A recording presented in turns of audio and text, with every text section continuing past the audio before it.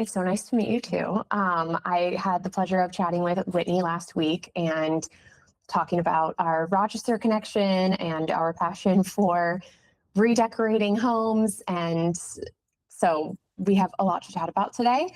Um, I'm really excited to talk with both of you because I've been really drawn to Opera House, and it feels like you're really taking a stance on having a very distinct point of view when it comes to like beauty, history, and home.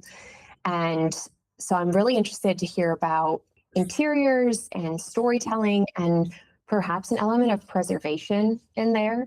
There seems to be a very specific sensibility to Opera House. Like it's old world, but it's not dusty, and it's romantic, but it's not overly precious. And it's very thoughtful, but it's still very lived in and human and homey and cozy.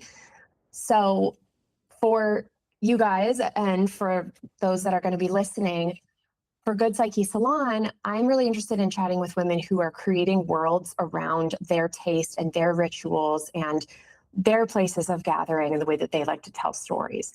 Hi, I'm Whitney Parshall. I am the founder of Opera House.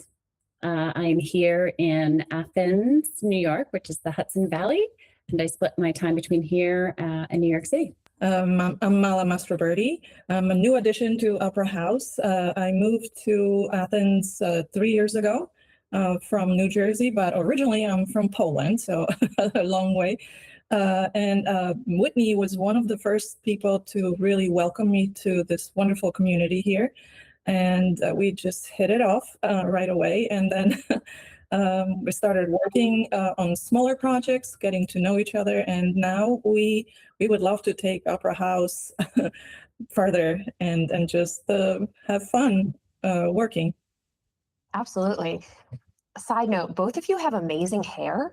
I don't know if you guys like briefed each other on this or if this is like an Opera House thing, but you both have this hairstyle. It's like very kind of old worldly, really just romantic and beautiful and curly in all the right places. So we might have to do like a hair tutorial at the end of this because I'm having hair envy right now. It's really beautiful. He's fabulous every day, but I had a small stint as a pinup a few years ago. So I did. Oh my gosh, how fun. Yeah, it was fun, but now I think thing of the past. So the hair is sort of left over from that. I love it. What a good story. Well, so I want to start with the name because Opera House immediately jumped out to me. I found you on Instagram, and it just initially creates a whole world around it just by the name. So what did that phrase open up for you creatively, and why did you land on Opera House? Oh, Opera House. The first home I bought in the Hudson Valley was in Coxsackie, New York. And there was a big, beautiful, dilapidated opera house right on the Hudson River that was just forgotten. The whole town looked like a Hollywood backlot. There's nothing there. And I was just so charmed by what could be, what the stories are, what the stories could be. And I started diving deeper into the history of opera houses because I realized that these tiny, seemingly one-horse towns along the river had little more than a post office in them, very small, very simple, but then they would have these opulent opera houses.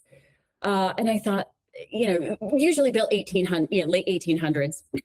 And I thought, wow, these people didn't even have basic medicine half the time, and they're building these grand structures. And the thing was that it oftentimes was the only source of culture. The only source to find art. People gathered there for meetings of governance. And so as silly and unimportant as it may seem. Extravagant. Extravagant. Yeah, extravagant. It seemed unnecessary, but to the human soul, they were terribly